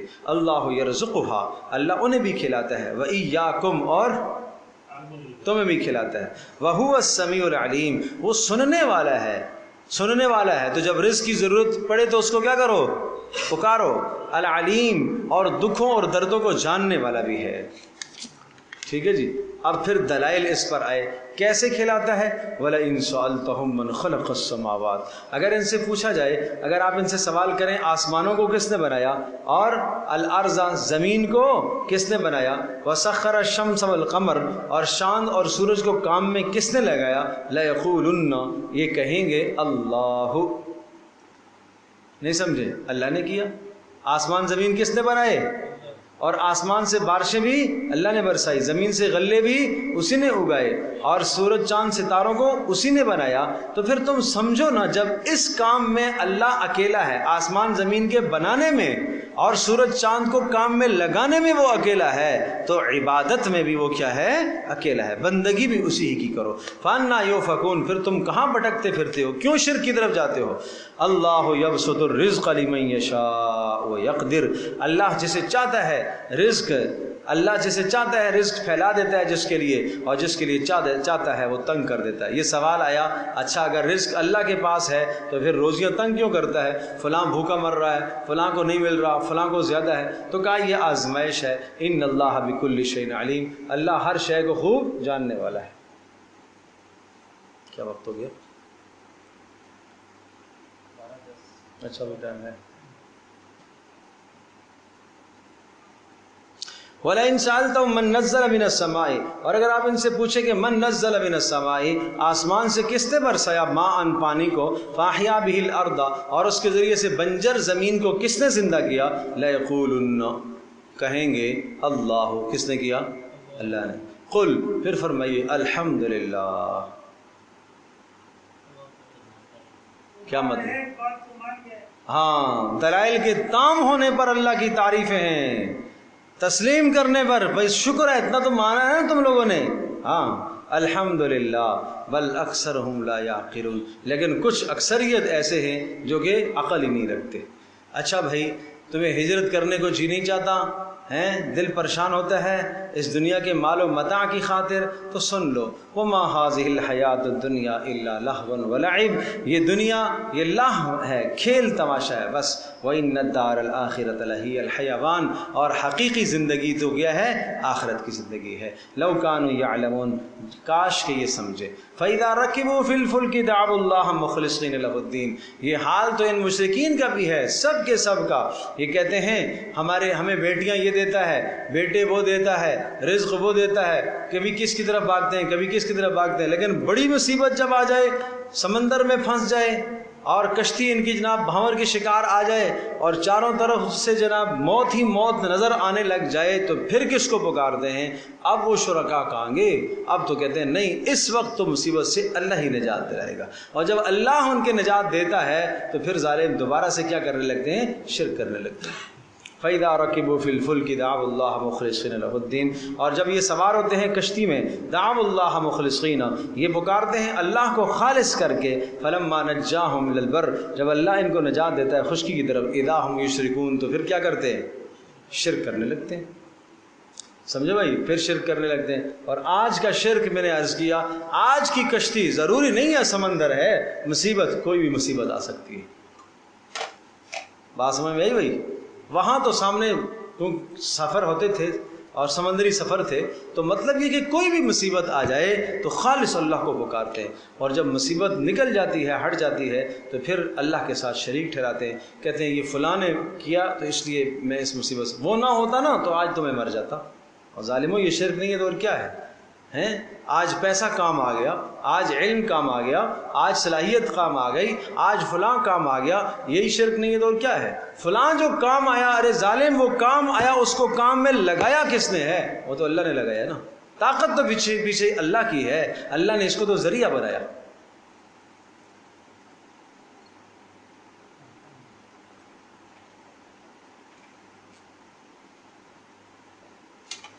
لیکفروا بما آتیناہم، انجام یہ ہوتا ہے، یہ لام تعلیلیہ علت کے لیے نہیں ہے، انجام کے لیے، لیکفروا بما آتیناہم، انجام یہ ہوتا ہے کہ یہ انکار کرنے لگتے ہیں جو کچھ ہم نے نعمتیں دی ہوتی ہیں، ولیتمتعوا، اڑا لو مزے بھائی، نہیں سمجھے؟ لیتمتعوا تمتع سے ہے، اٹھا لو فائدہ، اٹھا لو تھوڑا سا دنیا سے فائدہ اٹھا لو۔ کتنا اٹھاؤ گے؟ ارے کتنے سال جیو گے؟ 40 سال کی عمر ہو گئی ہے، تو عمر اس امت کی اوسطاً عمر 60 اور 70 کے درمیان میں ہے، تو 40 سال والا سمجھے کہ میرے 20 سال رہ گئے، 50 سال والا سمجھے کہ میرے 10 رہ گئے، 60 والا سمجھے کہ بس 70 کے اندر ہی ہے، بس 70 سے اوپر چلا گیا تو سمجھے اوور ٹائم لگا رہا ہوں۔ ہاں، یہ اللہ نے مزید ایک بونس دے دیا ہے کہ چلو یار 2-4 اور نیک عمل کر لو اور آخرت میں تاکہ اچھے ہو کے آ جاؤ۔ یہ اللہ نے ایک موقع دیا ہے، یہ اللہ نے موقع دیا ہے میرے عزیز، اللہ نے موقع دیا ہے، عمر پوری ہونے کے بعد یہ موقع ہے اللہ کا کہ چلو اب تھوڑی سی کوشش کر لو، دنیا میں کمائے، دنیا میں وقت لگایا سارا، اب تھوڑی سی کوشش کر لو۔ لیکن پھر بھی آدمی نہیں سمجھتا، تو پھر جب موت آ جائے گی تو پھر کیا ہوگا؟ اب کہا جائے گا کہ جناب اب سارے جمع ہو، قرآن خوانی بھی کرو، اب یہ بھی کرو، اب وہ بھی کرو، ساتھ کچھ بیچارہ لے کے گیا نہیں ہے۔ بڑے خطرے کی بات ہے، بڑے خطرے کی بات ہے۔ فَسَوْفَ يَعْلَمُونَ، ان قریب جان لیں گے، سمجھ میں آ جائے گا۔ اولم يروا انا جعلنا حرما آمنا ويتخطف الناس من حولهم، ایک اور دلیل ان مکہ والوں کو آپ کہہ دیجئے، اولم یرو، یہ اس احسان کو بھول گئے؟ اولم یرو کیا یہ نہیں جانتے انا جعلنا حرما آمنا ہم نے بنایا ہے اس حرم کو امن والا بنایا ہے ویتخطف الناس من حولهم اور اس کے ارد گرد سے لوگ دن دہاڑے اچک لیے جاتے ہیں اٹھا لیے جاتے ہیں. اس لیے آپ کو شاید یاد ہوگا میں نے بتایا تھا کہ قریشیوں کی لوگ عزت کرتے تھے اس لیے کہ یہ حرم کے پاسبان تھے اور حرم کے متولی تھے. بیت اللہ کے متولی ہونے کی وجہ سے دنیا ان کو عزت کی نگاہ سے دیکھتی تھی, قدر و منزلت کی نگاہ سے دیکھتی تھی. اور وہ جو ابرہہ کا لشکر جب تباہ ہوا تھا پیارے پیغمبر صلی اللہ علیہ وسلم کی ولادت باسعادت سے کچھ وقت پہلے وہ جو لشکر تباہ ہوا تھا, اس کی تباہی کے بعد تو پورے قریش کی دھاک جزیرہ عرب میں لوگوں کے دلوں میں بیٹھ گئی تھی. اس لیے سورہ قریش میں یاد فرمایا لإیلاف قریش ایلافہم رحلۃ الشتاء والصیف فلیعبدوا رب هذا البیت. یعنی یہ اصحاب فیل کا قصہ کیوں پیش آیا؟ الم تر کیف فعل ربک کے بعد فوری صورت آئی ہے سورہ قریش. کیا آپ نے نہیں دیکھا تیرے پروردگار نے ہاتھی والوں کے ساتھ کیا کیا اور ان کے قید اور مکر کو اللہ نے ذلیل و خوار کیا اور ان پر پرندوں کے جھنڈ چھوڑے اور ان پرندوں نے کنکروں سے ان کو ہلاک اور تباہ کیا اور ان کو کھائے ہوئے بھوسے کی طرح کیا. یہ سب کچھ کیوں ہوا؟ لیلاف قریش, تاکہ قریش کی محبت لوگوں کے دلوں میں ڈالی جائے. کیوں؟ اس لیے کہ قریش سے نبی آخر زمانے آنا ہے. قریش کی اہمیت ہوگی تو پھر قریش کی مشہور شاخ بنو ہاشم کی اہمیت بیٹھے گی, اور بنو ہاشم کی اہمیت لوگوں کے دلوں میں ہوگی تو محمد رسول اللہ کی اہمیت آئے گی. یہ پیارے پیغمبر کی تیاری تھی, ساری ان کی آمد کی تیاری تھی. بات سمجھے نہیں سمجھے؟ ہاں, تو وہی منظر یاد دلایا کہ ان کو پتہ ہے. بتائیے ذرا, کیا ایسا نہیں تھا کہ حرم کے ارد گرد سے لوگ اٹھا لیے جاتے تھے افبل, اور لیکن تمہیں یہاں امن دیا جاتا تھا. وَيُتَخَطَّفُ النَّاسُ مِنْ حَوْلِهِمْ, اچک لیے جاتے تھے آس پاس سے, لیکن حرم کو ہم نے احترام والا بنایا. افبالباطل یؤمنون, کیا پھر بھی یہ باطل پر ایمان رکھتے ہیں, کفر پر اور شرک پر. وَبِنِعْمَةِ اللَّهِ يَكْفُرُونَ, اور اللہ کی نعمتوں کا انکار کرتے ہیں. فَمَنْ أَظْلَمُ مِمَّنِ افْتَرَىٰ عَلَى اللَّهِ كَذِبًا, اس سے بڑا ظالم کون ہو سکتا ہے جو اللہ پر جھوٹ باندھے. أَوْ كَذَّبَ بِالْحَقِّ, یا حق کو جھٹلائے جب آ جائے. أَلَيْسَ فِي جَهَنَّمَ مَثْوًى لِلْكَافِرِينَ, کیا جہنم ٹھکانا کافی نہیں ہے کافروں کے لیے. وَالَّذِينَ جَاهَدُوا فِينَا, اب وہی بات ہے, اس دنیا میں مصائب آئیں گے, خلاصہ یاد رکھیے گا, دنیا میں کیا آئیں گے؟ مصائب آئیں گے. لیکن والذین جاہدوا فینا, جو ہمیں پانے کی جتنی جہد کرے گا, جتنی کوشش کرے گا, جو ہمیں پانے کی جتنی محنت کرے گا, جتنی کوشش کرے گا, جتنے مصائب برداشت کرے گا, لنہدینہم سبلنا, ہم اس کے لیے راستے کھول دیں گے. لنہدینہم سبلنا, ہم اس کے لیے کیا کریں گے؟ راستے. تو اس لیے میرے عزیز دوستو, مقاصد زندگی, مقصد زندگی اللہ کی رضا رکھو. اللہ کی رضا. اے اللہ, میں کاروبار میں بھی جا رہا اس لیے تاکہ تو راضی ہو جائے. ماں بہن گھر میں کچن میں کھڑی ہے اس لیے یہ کام کر رہی ہوں, اس گرمی کو جھیل رہی ہوں تاکہ تو راضی ہو جائے. ہر عمل میں اللہ کی رضا چاہو نا. شوہر کی خدمت اس لیے کر رہی ہوں یا اللہ تو راضی ہو جائے. بچوں کی اچھی تربیت اس لیے کر رہی ہوں یا اللہ تو راضی ہو جائے. ماں باپ کی خدمت اس لیے کر رہا کہ یا اللہ تو راضی ہو جائے. ہر عمل میں اللہ کی رضا کو مد نظر رکھو. اپنے کو خاطر میں لاؤ ہی نہیں. یہ کام کروں گا تو دنیا میں شہرت ملے گی, دنیا میں نیک نامی ملے گی, لوگ کہیں گے واہ جی واہ. ارے بھائی واہ جی واہ کو چھوڑ دو, اس سلسلے کو ہی چھوڑ دو. کیا کرو؟ بس اللہ راضی ہو جائے, بس اللہ راضی ہو جائے, بس اللہ راضی ہو جائے.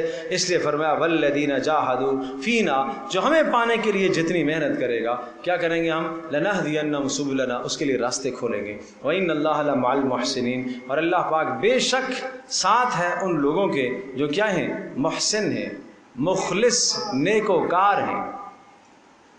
سورۃ الروم مکی صورت ہے. سورہ عنکبوت کا موضوع ہو گیا, اس دنیا میں کیا آئیں گے؟ مصائب آئیں گے. اور والذین جاہدوا فینا, ہمیں پانے کے لیے محنت تمہیں کرنی چاہیے. یہ مصائب کیا کر لینے چاہیے؟ جھیل لینے چاہیے. یہ مصیبتیں برداشت کر لینی چاہیے. اور اگر تمہارے لیے یہاں رہ کر ہماری عبادت کرنا, میری عبادت کرنا ممکن نہ ہو تو چھوڑو, ہجرت کر جاؤ, دوسری جگہ پر چلے جاؤ. بالآخر آج تم پریشان ہو اور کافروں کا غلبہ اور ہولڈ ہے, ایک دن آئے گا اللہ تبارک تعالیٰ تمہیں غلبہ دے گا.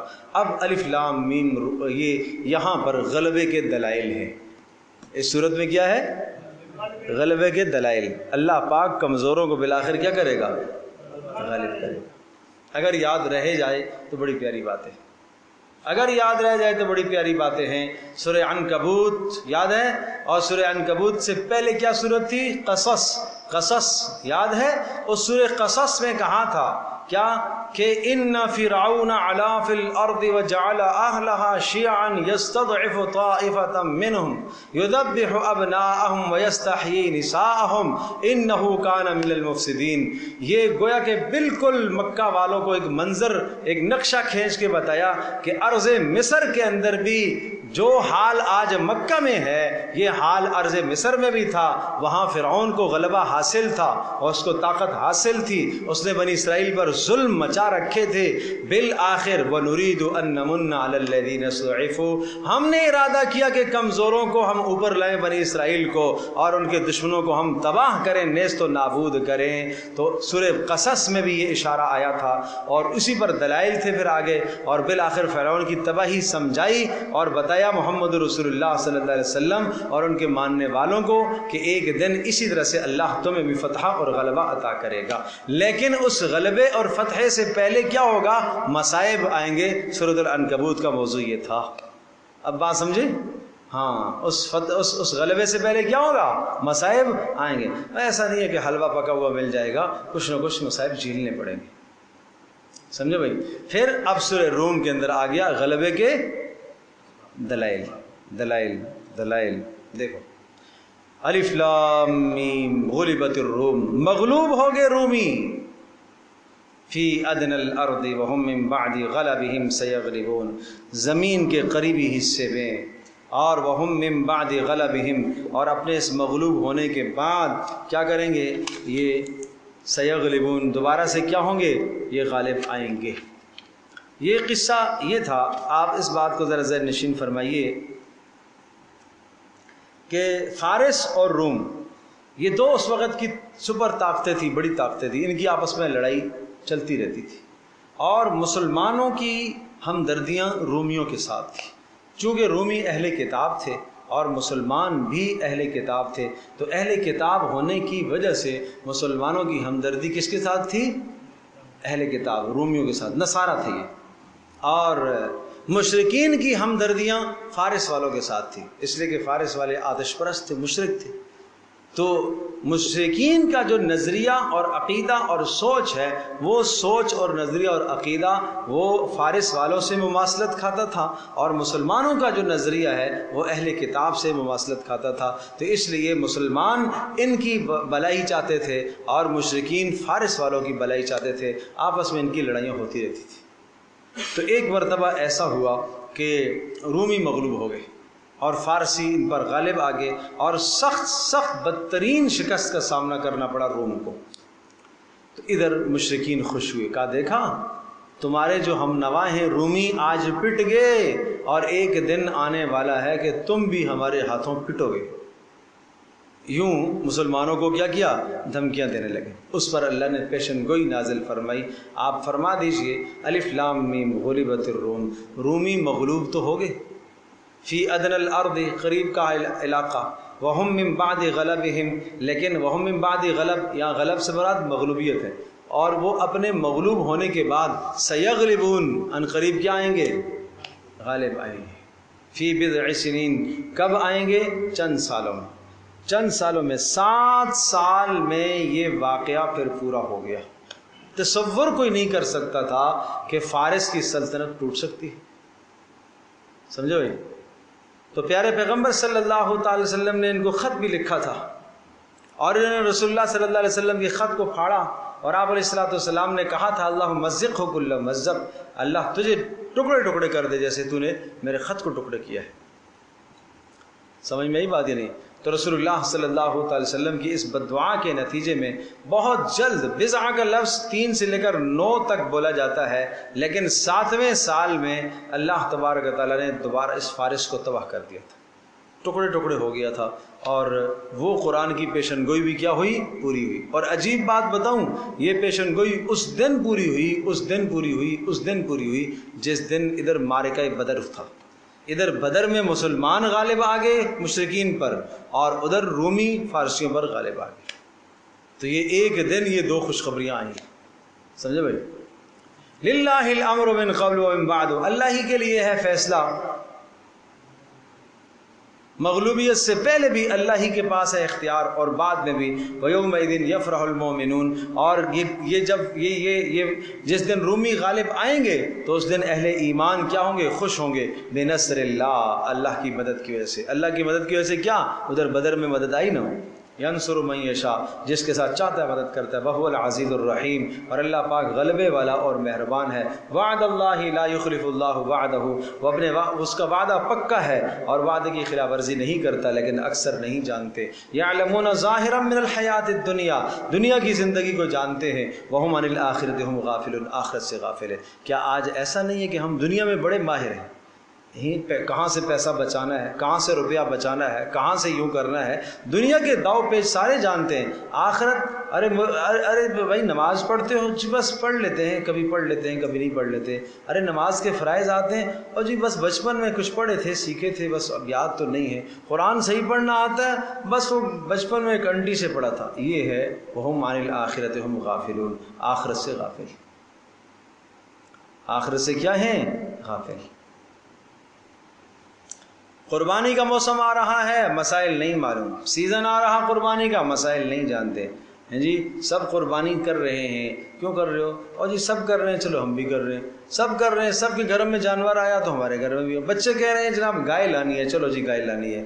بیگم صاحبہ کہتی ہے جناب کیا ہے اس مرتبہ اونٹ کرنا ہے، جی اونٹ لانا ہے. یہ چاہتے پوری ہو رہی ہیں. قربانیاں اس چیز کا نام نہیں ہے. قربانیاں پیچھے بڑے سبق ہیں ان کے، تو وہ سبق نہیں معلوم، وہ قربانی کا فلسفہ نہیں پتہ، وہ قربانی کے مسائل نہیں جانتے، وہ قربانی کا سبب کیا تھا وہ نہیں جانتے، مقصد کیا تھا نہیں جانتے، ہدف کیا تھا نہیں جانتے، قربانی کے بعد انسان کے نظریات کیا ہونے چاہیے نہیں جانتے. بس یہ دنیا کی زندگی جانتے ہیں، آخرت سے بالکل غافل. اولم يتفکروا فی انفسهم ما خلق اللہ السماوات والارض وما بینہما الا بالحق واجل مسمى. اب آگے دلائل، غلبے کے دلائل. اولم يتفکروا فی انفسهم، کیا اپنی جانوں میں غور و فکر نہیں کیا؟ تم بچپنا تھا، تمہارا بچپن تھا، کمزور تھے اور جوانی میں آئے کہ نہیں آئے؟ نہیں سمجھے؟ طاقتور ہوئے کہ نہیں ہوئے؟ اور اس طاقتور ہونے کے بعد پھر واپس بڑھاپے کی طرف جب جاؤ گے تو کمزوری آئی کہ نہیں آئی؟ ایک حالت سے دوسری حالت میں بدلنا کس کا کام ہے؟ اللہ کا کام ہے. آج مکہ کی سرزمین میں اگر تم مغلوب ہو، اللہ تمہیں غالب کرے. نہیں سمجھے بات؟ یہ غلبے کے دلائل ہے. اولم یتفکروا فی انفسہم، اپنی جان میں غور و فکر کیوں نہیں کرتے؟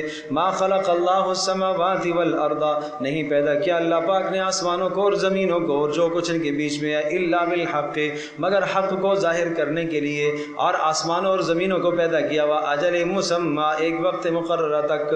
وان کثیرا من الناس، بے شک بہت سارے لوگ، بلقاء ربہم، اپنے پروردگار کی ملاقات سے، لکافرون، کیا کرنے والے ہیں؟ انکاری، آخرت کے انکاری ہیں. اولم یسیروا فی الارض، غلبے کے دلائل دیکھنے ہیں تو اولم یسیروا فی الارض، ان سے پوچھو زمین میں سفر کیوں نہیں کیا انہوں نے؟ کبھی سفر نہیں کیا. فینظروا کیف کان، پھر دیکھو انجام کیا ہوا. کیف کان عاقبۃ الذین من قبلہم، ان لوگوں کا انجام کیا ہوا جو ان سے پہلے تھے، جن کو ہم نے ہلاک کیا رسولوں کی تکذیب کرنے کی وجہ سے. کانوا اشد منہم قوہ، جو ان سے زیادہ طاقتور تھے. وآثاروا الارض وعمروها، اور زمین کو انہوں نے خوب آباد کر رکھا تھا. آثار الارض، زمین کو انہوں نے آباد، ہاں. وآثاروا الارض وعمروها، زمین کو اکھیڑ کے پھینک دیتے تھے. وعمروها اکثر مما عمروها، اور زمین کو انہوں نے آباد کر رکھا تھا مکہ والوں سے بھی زیادہ. وعمروها، زمین کو انہوں نے آباد کر رکھا تھا اکثر زیادہ، مما، اس سے، عمروها جو انہوں نے آباد کیا ہوا، کنہوں نے؟ مکہ والوں نے. وجاءتهم رسلهم بالبينات، اور ان کے پاس رسول آئے دلائل لے کر. فما كان الله ليظلمهم، اللہ نے ظلم نہیں کیا، ولكن كانوا انفسهم يظلمون، انہوں نے خود کیا کیا؟ اپنی جانوں پر ظلم کیا. ثم كان عاقبة الذين اساءوا السوء، اور پھر انجام ہوا ان لوگوں کا. ثم کان، پھر تھا انجام، عاقبۃ الذین، ان لوگوں کا انجام، اساءوا، جنہوں نے کیا کیا؟ برائی کی جنہوں نے، ان کا انجام کیا تھا السوء، برائی ہی ان کا انجام تھا، اس لیے ان کذبوا بآیات اللہ، اللہ کی آیات کو جھٹلاتے تھے، وکانوا بہا یستہزئون، اور مذاق اڑاتے تھے۔ اللہ یبدأ الخلق ثم یعید، دلائل غلبے کے، اللہ ہی ہے جو پیدا کرتا ہے پہلی بار، ثم یعیدہ، اور دوبارہ بھی پیدا کرتا ہے۔ تو جو رب اس مرے ہوئے انسان میں جان ڈالتا ہے وہ اس مرے ہوئے معاشرے کو بھی زندہ کر سکتا ہے۔ رجوع تو کرو اس کی طرف۔ آج کا مرا ہوا معاشرہ جو ہے، آج کا مرا ہوا بے جان ہوا معاشرہ اس کو دوبارہ زندہ کر سکتا ہے۔ کیوں مایوس ہو گئے اللہ کی ذات سے؟ رجوع تو کرو۔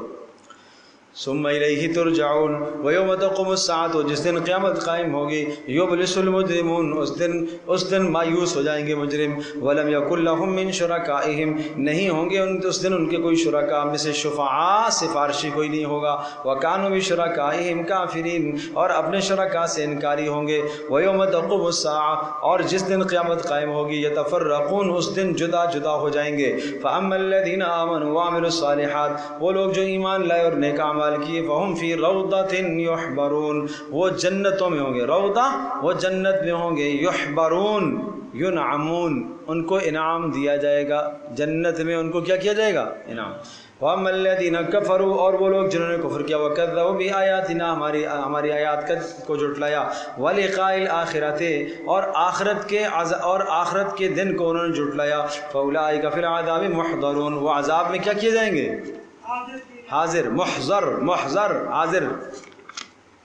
لہٰذا کیا کرنا چاہیے؟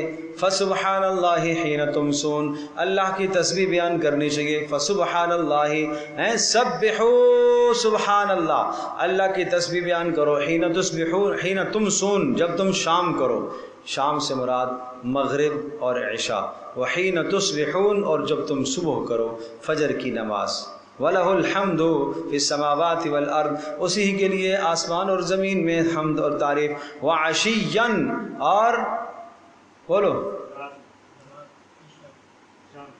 نہیں بھائی، تم سون، جب تم شام کرو، شام سے مراد کون سی نمازیں بتائی میں نے؟ مغرب اور عشاء۔ تصبحون، جب تم صبح کرو، کون سی نماز بتائی؟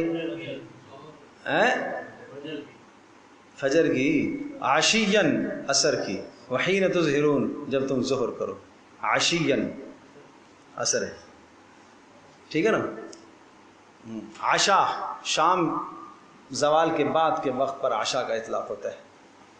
صباح مساء، صباح صبح کا وقت، مساء شام زوال کے بعد، اور اس کو عشاء بھی کہتے ہیں، تو اس لیے عشیًا سے مراد عصر کی نماز ہے۔ ٹھیک ہے، اچھی بات ہے، وہ تم سون میں اوپر آ گیا نا، ٹھیک ہے۔ وحین تظہرون، اور جب تم ظہر کرتے ہو، کوئی حرج نہیں، 5 نمازوں کا تذکرہ پورا آ گیا۔ یخرج الحی من المیت و یخرج المیت من الحی، غلبے کے دلائل نہیں سمجھے؟ وہ بچہ انڈے کے اندر ہوتا ہے، بیچارہ دبا ہوا ہوتا ہے، اللہ اس کو پھاڑتا ہے، توڑتا ہے، اس کے اندر جان پیدا کرتا ہے، اس انڈے سے یہ باہر آتا ہے، اور گٹھلی سخت ہے جو نہیں ٹوٹتی، اس کو زمین کے اندر ڈالا جاتا ہے، اللہ اس کو نرم کرتا ہے، پھر نرم کرنے کے بعد اس کو پھاڑتا ہے، اس کے اندر سے کومپل باہر نکلتا ہے۔ جو اللہ یہ طاقت رکھتا ہے وہ مغلوبوں کو غالب کرنے کی طاقت رکھتا ہے، سمجھے نہیں سمجھے؟ یخرج الحی من المیت، اللہ پاک نکالتا ہے الحی زندہ کو، من المیت کس سے؟ مردے سے، چوزے کو نکالتا ہے انڈے سے، ویخرج المیت، اور میت کو نکالتا ہے من الحی، انڈے کو مرغی سے، ویحیی الارض بعد موتها، اور اللہ پاک زندہ کرتا ہے زمین کو بنجر ہونے کے بعد، وکذالک تخرجون، اسی طرح سے تم بھی نکالے جاؤ گے، ہاں قیامت کے دن اٹھائے جاؤ گے۔ وَمِنْ آیَاتِهِ أَنْ خَلَقَكُم مِّن تُرَابٍ ثُمَّ إِذَا أَنْتُمْ بَشَرٌ تَنْتَشِرُونَ، اب یہ سب دلائل ہیں، غلبے کے دلائل دیکھو، وَمِنْ آیَاتِهِ، اور اس کی قدرت کی دلیلوں میں سے ایک یہ ہے، ان خلقکم، اس نے تمہیں پیدا کیا، من تراب، کس چیز سے؟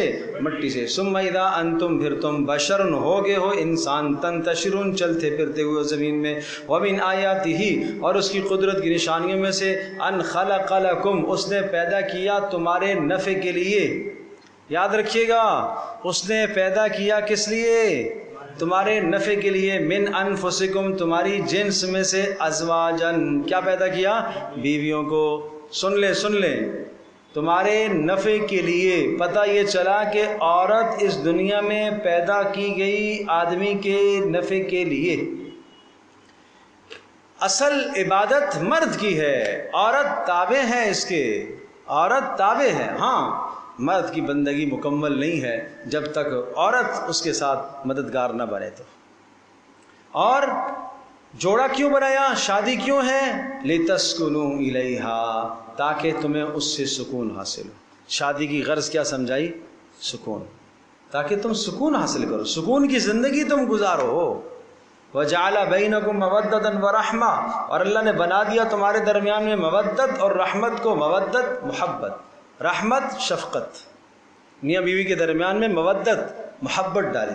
جوانی کے زمانے میں مودت غالب ہوتی ہے، بڑھاپے کے زمانے میں رحمت غالب ہوتی ہے، شفقت، ہر ایک دوسرے کا خیال رکھ رہا ہوتا ہے، یہ اس کا خیال رکھتا ہے، وہ اس کی، یہ اسے بچوں کو کہتی ہے کہ جناب اپنے ابا کا خیال رکھا کرو، میرا خیال نہ، میری خیر ہے، اپنے ابا کا خیال رکھا کرو، وہ کہتا ہے کہ نہیں بیٹا اپنی اماں کا خیال رکھا کرو، میری خیر ہے، میری خیر ہے۔ یہ کیا ہے؟ یہ شفقت ہے، یہ رحمت ہے، سمجھے بھائی، یہ رحمت ہے۔ تو اس لیے لِتَسْكُنُوا، یہ غرض ہے، اس لیے تمہیں جناب یہ ازدواجی زندگی دی ہے، لِتَسْكُنُوا إِلَيْهَا۔ تو سکون کے لیے ضروری ہے کہ گھر کے اندر ماں بہن سکون کے اسباب فراہم کرے۔ بھائی گھر میں بیوی سکون کے اسباب فراہم کرے۔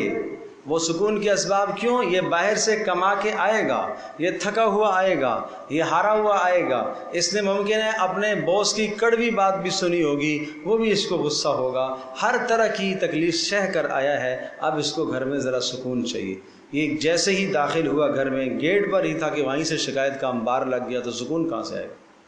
آج تمہاری اماں نے یہ کیا ہے، آج جناب یہ ہوا ہے، تیری بہن نے یہ کیا ہے، آج یہ ہوا ہے، یہ ہوا ہے، ساری شکایتیں، آفس میں بیٹھا ہوا تھا وہیں پہنچ گئی شکایتیں، نہیں سمجھے؟ گھر میں آنا ہی نہیں دیا کہ آؤ تو باہر سے غم لے کے آنا میرے لیے۔ ہاں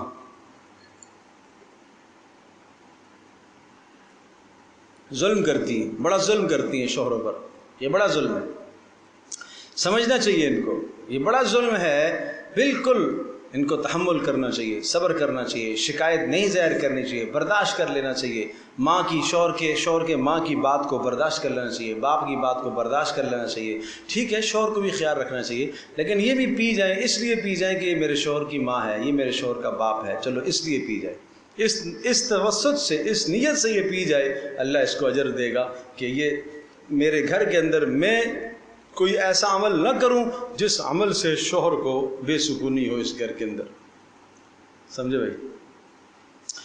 ان فی ذلک لآیات لقوم یتفکرون، بے شک اس میں نشانیاں ان لوگوں کے لیے جو غور و فکر کرنے، سکون اختیار کرنے دیا کرو، اتوار والے دن سکون اختیار کرنے دیا کرو، چھٹی والے دن ہوتا ہے سارے کاموں کی فہرست بنا کے رکھ دیتی ہے، یہ بھی کرنا ہے، یہ بھی کرنا ہے، یہ بھی کرنا ہے، یہ بھی کرنا ہے، سمجھے بھائی؟ یہ اچھا نہیں ہے بھائی، یہ اچھا نہیں ہے۔ گھر کے کام کاج، اندر کے کام جو بن پڑے از خود کر لیا کرو، از خود کر لیا کرو، شوہروں کو عزت دیا کرو، کوشش کیا کرو، اس میں اجر ہے تمہارے لیے۔ ہاں ان فی ذلک لآیات لقوم یتفکرون، کتنی اچھی بات ہو کہ خود بھی آؤ اور شوہروں کو بھی لے کے آؤ، یہ قرآن کی مجلس میں لے کے آیا کرو، ہیں لے کے آؤ ان کو بھی، خود بھی آؤ، چلو چلتے ہیں جنت کے باغ میں، یہ جنت کے باغیچے ہیں نا دنیا میں، قرآن کی مجالس جنت کے باغیچے ہیں، ایسے میں لے کے آؤ۔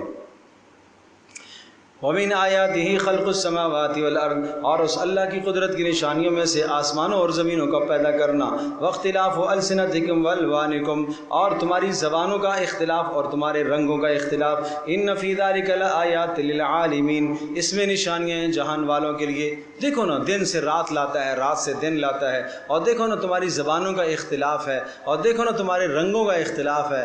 یہ سب اللہ کی قدرت کی نشانیاں نہیں ہیں؟ پیدا ہونے کا راستہ سب کا ایک ہی ہے، سبب ایک ہی ہے سب کا، لیکن رنگوں کا اختلاف، زبانوں کا اختلاف۔ وَمِنْ آيَاتِهِ مَنَامُكُمْ بِاللَّيْلِ، اور اسی طرح سے اس کی قدرت کی نشانیوں میں سے منامکم باللیل، تمہارا سونا رات کو، والنہار، اور دن کو، وابتغاؤکم من فضلی، اور اس کے فضل کا تلاش کرنا، رات کو سونا اور دن کو اس کا فضل تلاش کرنا۔ رات کو کیا کرنا؟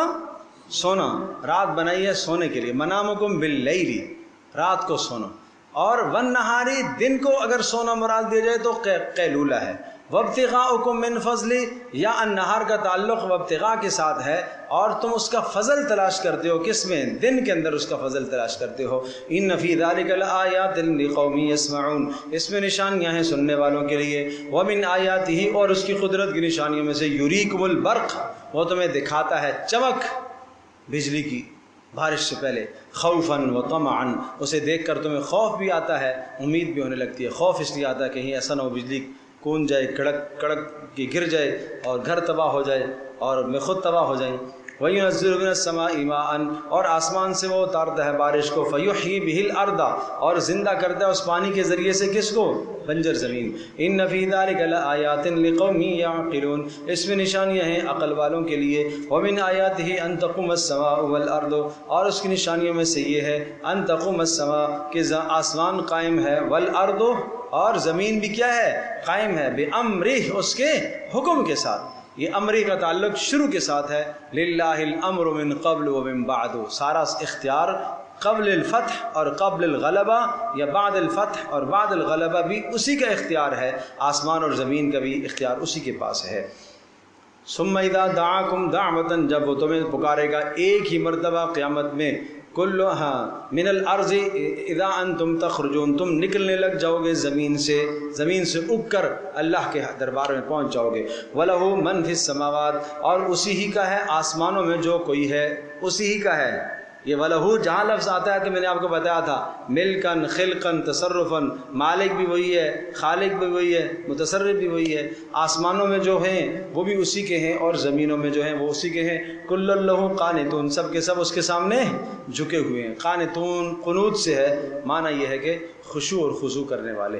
وَهُوَ الَّذِي يَبْدَأُ الْخَلْقَ، وہی ہے جو پیدا کرتا ہے مخلوق کو پہلی بار، ثُمَّ يُعِيدُهُ، پھر دوبارہ، وَهُوَ أَهْوَنُ عَلَيْهِ، اور دوبارہ پیدا کرنا اس کے لیے کیا ہے؟ آسان ہے۔ یہ آسان تمہارے اعتبار سے بتایا ہے، ورنہ اس کے لیے تو پہلا اور دوبارہ برابر ہے۔ وَلَهُ الْمَثَلُ الْأَعْلَى فِي السَّمَاوَاتِ، اور اس کے اور بھی بڑے بڑے کارنامے ہیں آسمانوں کے اندر اور زمینوں کے اندر، سب کچھ۔ وَلَهُ الْمَثَلُ الْأَعْلَى، بلند صفات ہیں اس کی آسمانوں میں اور زمینوں میں۔ وَهُوَ الْعَزِيزُ الْحَكِيمُ، اور وہ غلبے والا ہے، وہ تمہیں دوبارہ غالب کر سکتا ہے، اور اسی طرح سے الحکیم، حکمت والا ہے، جب وقت آئے گا تو غلبہ عطا کرے گا۔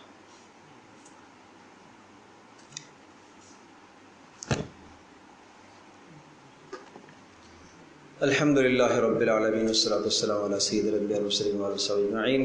اللہم وفقنا لما تحب وترضى، اللہم استر عوراتنا وآمن رواتنا، اللہم ارحمنا بالقرآن العظیم واجعلنا اماما ونورا وهدى ورحمة، اللہم ذکرنا مما نسینا وعلمنا ما جہلنا وارزقنا تلاوته آناء الليل واطراف النہار وجعلنا لنا حجتا یا رب العالمین۔ اے اللہ ہماری اس مجلس کو قبول فرما، ہم سب کے گناہوں کو معاف فرما، قرآن کا نور ہمیں نصیب فرما، اس مجلس کو ہم سب کے لیے، ہم سب کے والدین کے لیے درجات کی بلندی کا ذریعہ بنا، ہم سب کے اساتذہ کی بخشش اور مغفرت کا ذریعہ بنا۔ اے اللہ تمام محدثین، مصنفین، مفسرین، اے اللہ سب کی بخشش کا ذریعہ بنا، سب کے درجات کو بلند فرما۔ اے اللہ ہمارے گناہوں کو معاف فرما، اے اللہ ہمارے حال کو بدل دے، اے اللہ ہمارے حالات کو بدل دے، اے اللہ ہمارے ساتھ بہتری والا معاملہ فرما، کرم اور احسان والا معاملہ فرما، آزمائشوں سے، مصائب سے، پریشانیوں سے تو ہماری حفاظت فرما۔ اے اللہ مصائب سے، آزمائشوں سے، پریشانیوں سے ہماری حفاظت فرما۔ اے اللہ ہماری دعاؤں کو قبول فرما۔ وصلی اللہ تعالی علی خیر خلق محمد صلی اللہ علیہ وسلم۔